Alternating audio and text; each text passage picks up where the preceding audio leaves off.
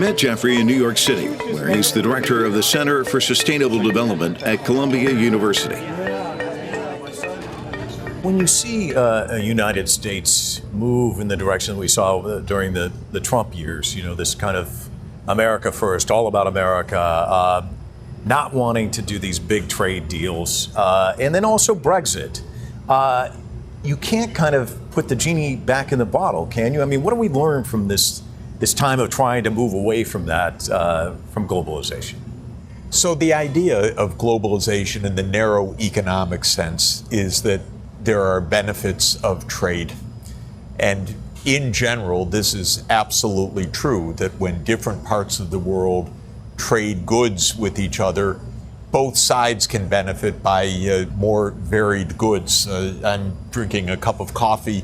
This coffee was not grown in Central Park. This coffee comes from Indonesia or Ethiopia or Colombia or Guatemala. I don't know where this particular brew came from, but without trade, I wouldn't have my coffee. I like my coffee.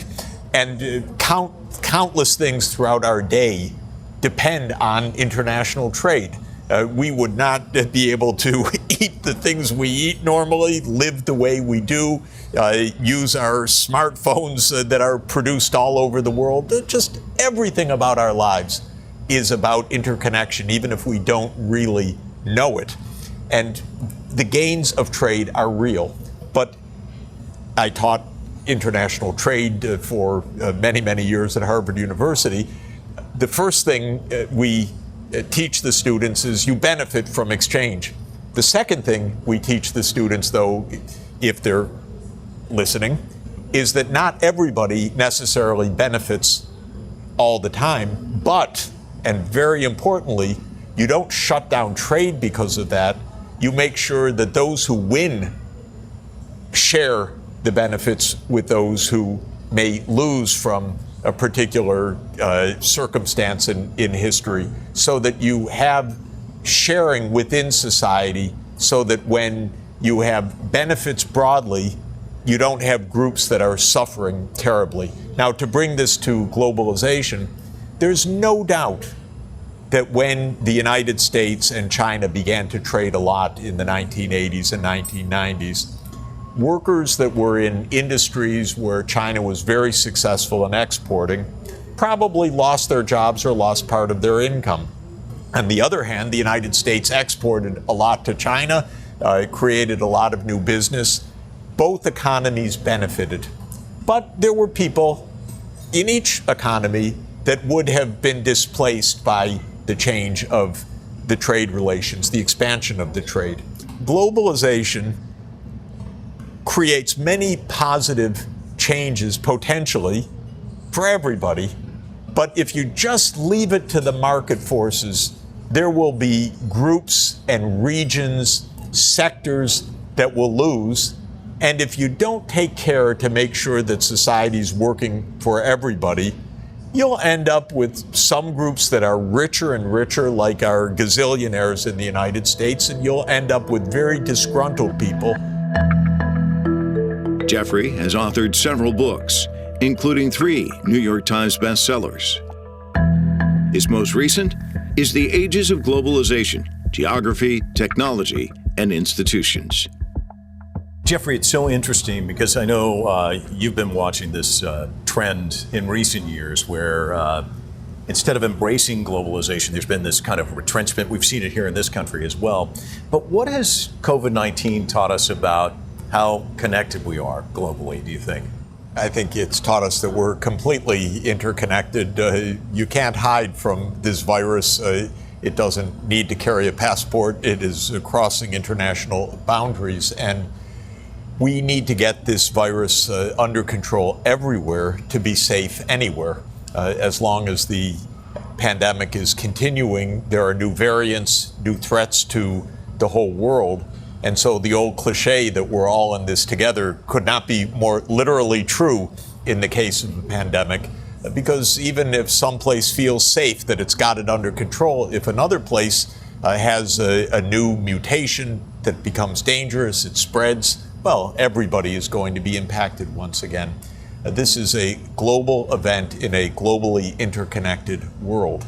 And we have a lot of such reality in our world today. We can't escape from the fact that with nearly 8 billion people, we are in each other's faces, we are interconnected, and we share a common destiny on the planet.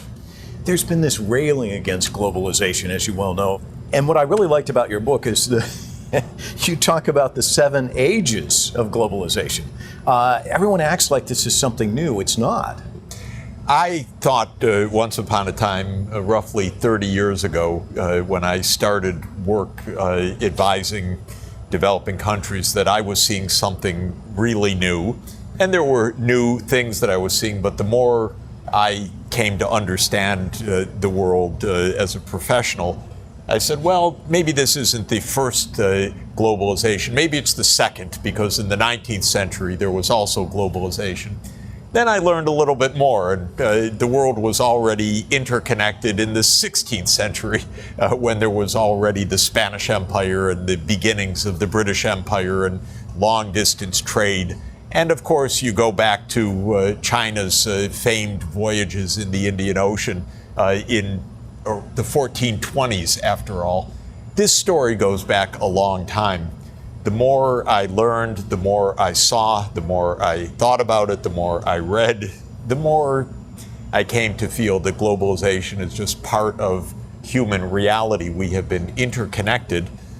We have been migrating. We have been trading at long distances for essentially as long as we have been a species. And that means that globalization is a part of the human reality. It changes in its nature. Communications, transport, technology change in very dramatic ways that upend past ways of living and create new ways of living. But the interconnectedness one can trace throughout all of human history. In an atmosphere of growing nationalism in both China and the United States, the multi-dimensional relationship is a complex one. The tensions between the two complicates policy efforts on both sides to create a framework to coexistence. We see a lot of angry rhetoric about China in the United States, and you hear it from Republicans and Democrats. It seems like it's a safe terrain to go in. What are your concerns there? The United States strategic leadership cannot quite believe that there is a country so successful technologically that isn't underneath the U.S. umbrella. Because the U.S. isn't against economic success of others, but under the U.S.-led alliance. And here comes China and says, you know, we're not your enemy, but we're not in your alliance either. From my interpretation in the U.S. mentality of this particular mindset, that's an enemy. That's not just another powerful country, that's an enemy. To my mind, that's not an enemy. You read history, this is normal. Why can't two countries cooperate with each other? It doesn't have to be one that is the leader of the world. It should be a multipolar world operating according to a common standard, which I consider to be the UN Charter. And that's what I would like to see. But my view of the U.S. government view is that the American century is based on American leadership, and China is not abiding by American leadership. And that, per se, is where the trouble is in the U.S. point of view. So all of this is to say, I think there is no intrinsic reason for the two countries to be at odds with each other. I really don't see any reason. I've been traveling to China for 40 years. I know so many people. I have trained many people. I have worked with so many people. I don't see any fundamental reason why normal cooperation should not be absolutely the norm. And of course, not just the U.S. and China, because that's just two of the 193 member states of the UN. There's the European Union, there's the African Union, and so forth. I want to see a multipolar world operating according to a common standard without one leader that says, you must be under our alliance or you're against us. And to my mind, that's not the right approach to globalization in the 21st century. It was interesting during the Obama years. It was compete where we must, cooperate where we can, illustrated by the Paris Climate Accords. I know how much you care about climate change. It's really important for these two countries to come together on that issue. How much does this stand in the way of that? We don't know where things will go right now because if there is not a normal relationship where the senior officials of the two countries are routinely speaking with each other, negotiating, discussing, cooperating, you can't really guarantee cooperation in one area, but this rather heated and I think nasty approach in other areas by the U.S. Could that really work? Some U.S. officials and even the G7 seem to say, we're going to cooperate where we can, we're going to oppose, and so forth. And it's a little bit formulaic in a way that I don't find believable unless we're also polite, to put it in maybe somewhat strange terms. But you cannot have an aggressive and hostile relationship and be very negative in a number of areas and then expect to turn around to an area like climate change or stopping a pandemic and say, no, this is so important, we'll cooperate with each other, but we will freely insult you or impose unilateral policies on this or do other things in these other areas and expect all of that to work. So I'm not sure where this relationship is going, but I'm pretty sure where it should be going. And that is for a much more serious, I'd say, institution-based cooperation of the two sides, where there are a lot of complex things that these two big economies need to be speaking about, need to be cooperating about, need to be discussing or at least systematically engaging in problem solving together. And I would like to see established that kind of ongoing dialogue. In the U.S. mindset in the Biden period, they say, well, that's what we had during the Obama years. We had a strategic dialogue, but it didn't work. I don't know what it means that it didn't work. The idea of two large, powerful, interconnected countries talking extensively with each other to work out differences of viewpoint or misunderstandings or ways to improve is not something that you can discard. It's something that has to be core to peaceful relations.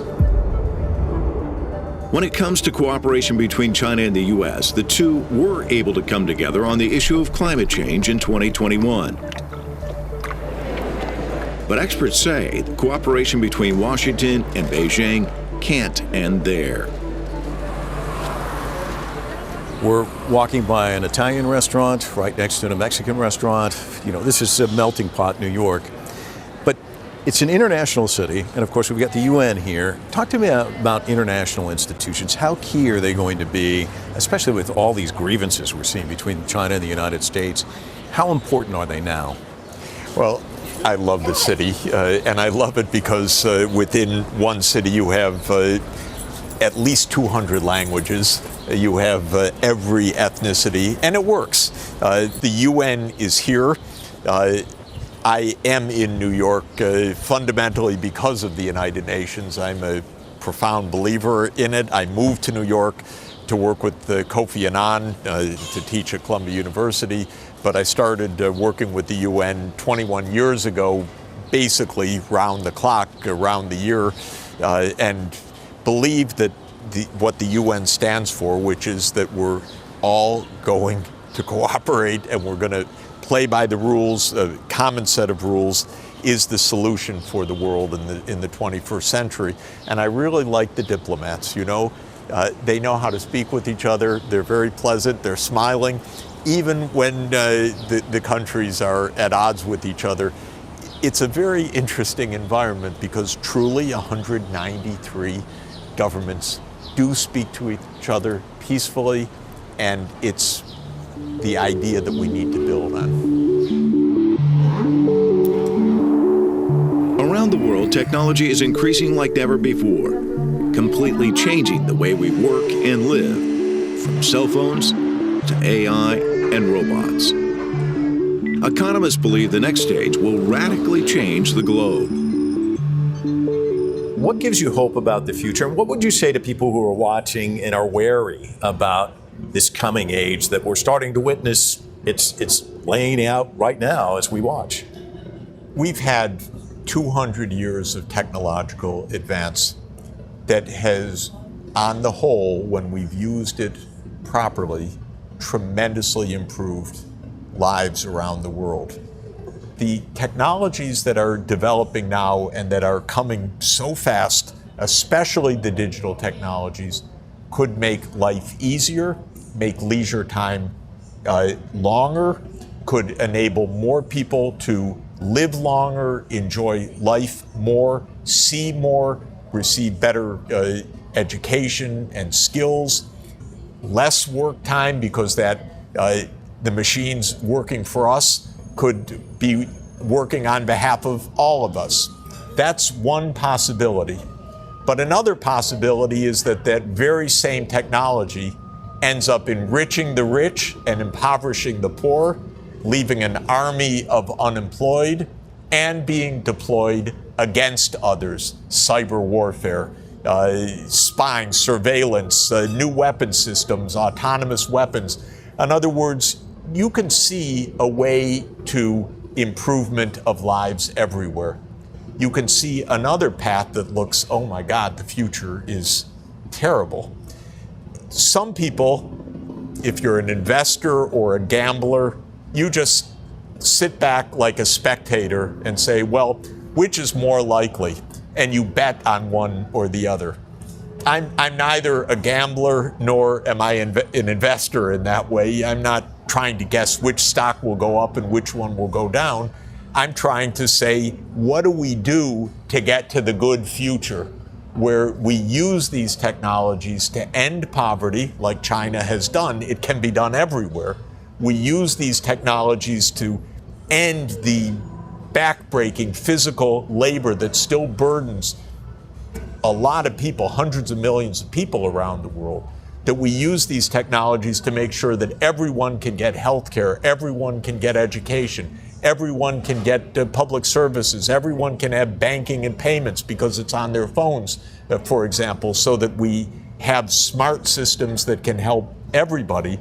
I'm asking the question all the time, what can we do to get the good outcome, being absolutely clear in my mind that the bad outcome is possible if we don't take care.